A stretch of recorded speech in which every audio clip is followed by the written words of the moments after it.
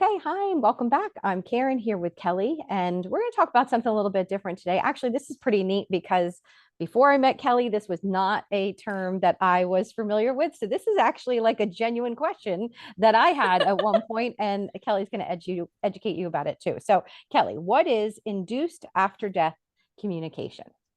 Yeah, absolutely. So I'm going to share a little bit, but one of my clients went to go see a medium, and the medium said, "Oh, you need EMDR." EMDR is eye movement desensitization and reprocessing. It's like the gold standard of trauma. It's been around since the 90s.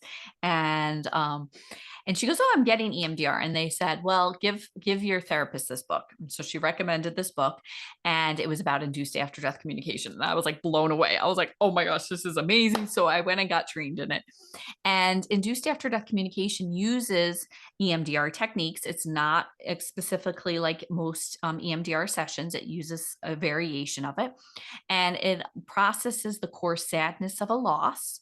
And you really stay focused on that sadness through the eye movements and the bilateral stimulation. And once the sadness peaks, people come down to feel more at peace, which makes them more open to having an after death communication. After Hmm. death communications are naturally occurring. We all have them. Most of the time they're in our dreams. There's nothing we can do to force it. But what the research shows, and this has been around for a while, since the 90s as well, is that sadness blocks sometimes that after death communication. Hmm. And so a lot of people can get stuck in the guilt and the anger, and we don't necessarily focus on that in those sessions, because by working on the sadness, those things kind of go away. I had a client, she had a lot of guilt, and we did the two sessions of the IADC 2 days in a row, 90 minutes a session. And that guilt, she doesn't have that guilt anymore, and she's Okay. just able to feel so much more connected to him. So after death communications, like I said, are naturally occurring. Some people see things, some people hear things, smell things. Some weird stuff has happened in my office technology wise. um, and so everybody's just like when you go to a medium, they all experience their loved ones coming through differently. We experience them coming through differently.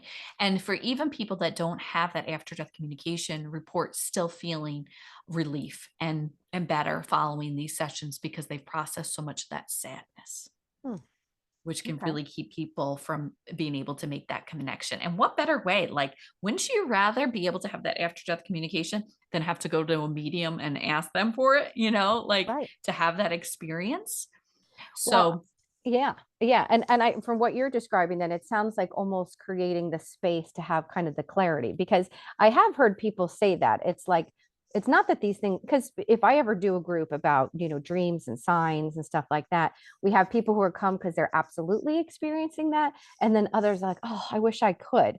And it's not to put blame on people who aren't at all, yep. but those who have experienced it will often say that they needed to clear out some space. Hmm. And maybe it is a little bit more about being able to be finding more of that connection to the love and not so much of the pain, the guilt, the anger, those different, like Exactly. the roadblocks, like we've said. Hmm. Yeah. Exactly. So So I understand you're doing a couple of programs related to this, which I feel like a lot of people would be really interested in. So when are those taking place? Yeah, so we're excited. We're offering one in March. I'm going to offer one in October up at the Silver Bay YMCA Retreat Center, right on beautiful Lake George of New York. You will have your own room, which is going to overlook, with a balcony, overlook Lake George. And for those of you that haven't ever seen pictures of Lake George, look it up. It's absolutely gorgeous. And so we're going to offer weekend retreats, myself and a colleague named April Hanna. And so you'll come Friday night. We'll have an opening, a ritual, opening up an altar with pictures of our loved ones, setting the intention for the weekend, connecting with each other, sharing about our loved ones. And then on Saturday and Sunday, you'll receive your 90-minute IADC session. And then when you're not an IADC, you're going to receive a 90-minute Reiki session as well. We're going to do a fire ritual Saturday night. We're going to have a time for offer sound healing, and really just a chance to be able to connect with each other, connect with grief, and hopefully experience an after death communication from all of our loved ones. It's not guaranteed, obviously, but about 75 to 90% of people do have an ADC. And they actually show the number does spike to about 90 in more of group settings like this. So to be able to have this space to come together, to connect with other people who get it, and to be in this beautiful location that when April and I went and looked at it, it's just magical. We just were like, this is the place. So, if you're interested, check out our website, idcintensives.com. And like I said, we're having one March 21st through the 23rd and one in October. And we do have payment plans for both of those retreats. And we would love to see you. What a good idea. I mean, there's a lot of different retreats out there, but this is definitely like very unique and I think really special. And I talk to so many people who utilize the support of a medium as part of their grief support. Exactly. It's really becoming so common, and there's just so much comfort to be found through that. And Mhm. through this experience with the environment and, the support and the camaraderie of the group, and just to really have this opportunity, I think it's awesome. Not to mention Yeah. Lake George is one of my favorite places.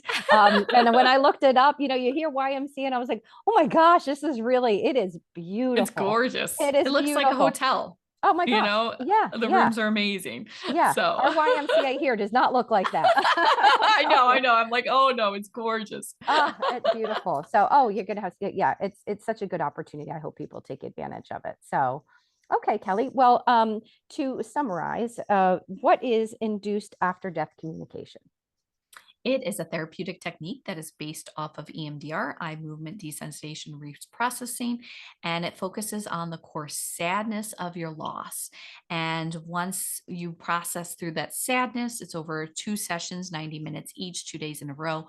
That sadness peaks and you come down to more of a peaceful feeling, which makes you more open to having an after death communication from your loved one, which are naturally occurring. We don't force them, they just happen. Sometimes they come through an image or a sound or just a feeling or knowing that your loved one is there. And what the research shows is that people, after receiving these IEDC sessions, are able to be able to connect with their loved one more, and that sadness has really decreased, and they feel more at peace.